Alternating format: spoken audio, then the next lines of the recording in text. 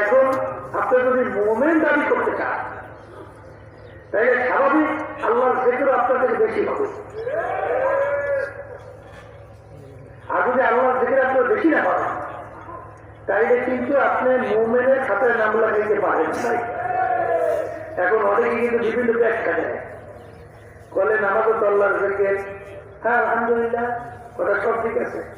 নামাজ তো কার জন্য? লিযিকরি। নামাজ পড়ে কার স্মরণের জন্য? আল্লাহ।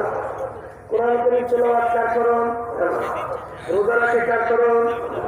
হজ আদায় করে কার স্মরণ? কিন্তু লা ইয়াযালু লিসানুকা রাতবান মিন যিকরিল্লাহ। একটা মুহূর্তে তোমার জিহ্বা আল্লাহর জিকির ছাড়া খালি নেই। এইটা কোন জিকির? বলা হয় জামানি জিকির। কোন জিকির? আল্লাহ রাব্বুল আলামিন কোরআন কারীমে কি বলছেন?